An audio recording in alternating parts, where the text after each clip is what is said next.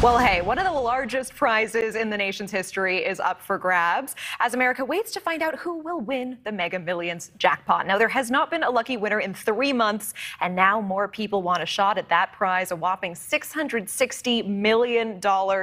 Unfortunately, we have to say the odds are not exactly in your favor. Tim Chartier knows all things statistics and mathematics. He's a professor at Davidson College, and he joins us now. And Tim, winning the Mega Millions takes a lot of things going right, huh? Yes, it does. You have to pick 5 numbers from 1 to 70, and then you have to pick one mega number from 1 to 25, and you have to get them all correct. Okay. Well, you crunched some numbers. Let's talk odds here. I thought this was so funny. You said to test your odds, flip a coin. If you flip heads 29 straight times, you are as lucky as you need to be to win Mega Millions. What? Yes, that's true. So if you want to test your luck, just start flipping and you can see if it might be your lucky day.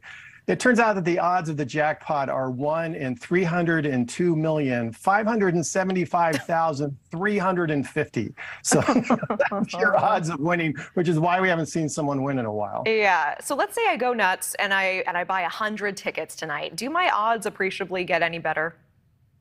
Well, they get better, but not a whole lot. I mean, in terms of the odds that you have, you're 116 times more likely to be dealt a royal flush in poker, and you're 400 more times likely to actually get hit by lightning this year than to actually win the lottery. So you can get 100 tickets, but clearly the odds have to be very much in your favor.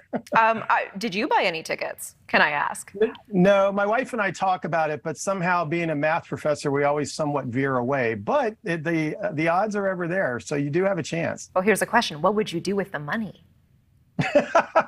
I'm not sure. I don't know what we'd do. I'm sure that we would probably change our phone number first. Understood. Understood. Yeah, we would not be able to reach you on this line anymore. This would be the last interview and the last time we see you, for sure. So what is your advice? I mean, it's just a fun thing to play. I mean, someone does have to win in the end. No? One of the big things mathematically is that it's actually usually a good idea to let the computer pick your numbers, because then you're less likely, if you win, that you don't have to actually share the reward. So if you're really greedy about it, that can actually help. So that's one of the little tips that sometimes people have. But the number's always there, and it's always going to be chosen. So in that sense, that's part of the lure for people of the whole thing. Interesting. And let me ask, I mean, you're a smart man. Tell us, if you win, are you taking the cash out or the payments? What's the way to go here? Oh, yeah, I think that has to come down with the way somebody wants to live that out. I'm not really sure. It probably also has to do with how young you are.